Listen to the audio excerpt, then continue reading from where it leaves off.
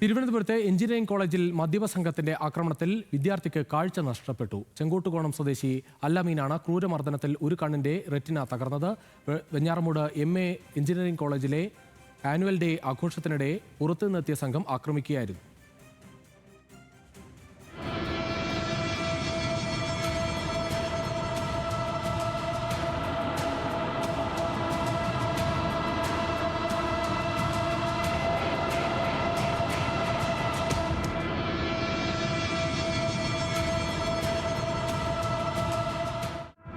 സനീറ്റ ചേരുകയാണ് കൂടുതൽ വിവരങ്ങളുമായി. സനീറ്റ, ഈ കഴിഞ്ഞ ഞായറാഴ്ച ഒരുപാട് കോളേജ് ഫെസ്റ്റ് നടക്കുകയായിരുന്നു. ആ സമയത്ത് ഒരുപാട് ലോക്കൽസായിട്ടുള്ള ആൾക്കാർ അവിടെ അതിക്രമിച്ച് കയറുകയും അവർ മദ്യപിച്ച് ലഹരിയും ഉപയോഗിച്ച് അതിക്രമം കാണിക്കുകയായിരുന്നു. ആ സമയത്ത് ഇവിടെ പാടില്ല എന്നൊക്കെ പറഞ്ഞ് നമ്മൾ ബഹളം ഉണ്ടാക്കിയപ്പോൾ അവർ ക്രൂരമായി ഒരുപാട് വിദ്യാർത്ഥികളെ ആക്രമിക്കുകയും കൂട്ടത്തിൽ തന്നെ മൂന്നാല് പേര് ചേർന്ന് ക്രൂരമായി ആക്രമിക്കുകയും അതിലൊരുത്തൻ്റെ വളയിലിട്ടിരുന്ന ഒരു വള പോലത്തെ ഒരു സാധനം കൊണ്ട് എൻ്റെ കണ്ണിലിടിക്കുകയും കണ്ണിൽ 3-4 പരിക്ക് ഏൽപ്പിക്കുകയും എൻ്റെ കണ്ണിൻ്റെ ഇപ്പം കാഴ്ച നഷ്ടപ്പെടുകയും ചെയ്തു.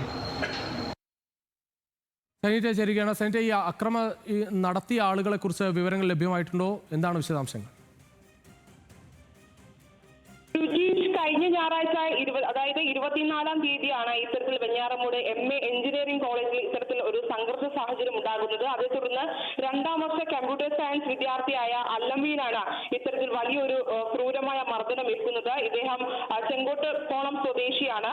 ഇത്തരത്തിൽ കോളേജ് ആനുവൽ ആഘോഷത്തിനിടെയാണ് പുറത്തുനിന്നെത്തിയ ഒരു കൂട്ടം സംഘം ഇത്തരത്തിൽ ഈ വിദ്യാർത്ഥിയെ ആക്രമിക്കുന്ന സാഹചര്യം ഉണ്ടാകുന്നത്. സംഘർഷത്തെ തുടർന്ന് ഇദ്ദേഹത്തിന്റെ കണ്ണിന് ഇപ്പോൾ ഗുരുതരമായ പരിക്കുകൾ ഏറ്റിട്ടുണ്ട്.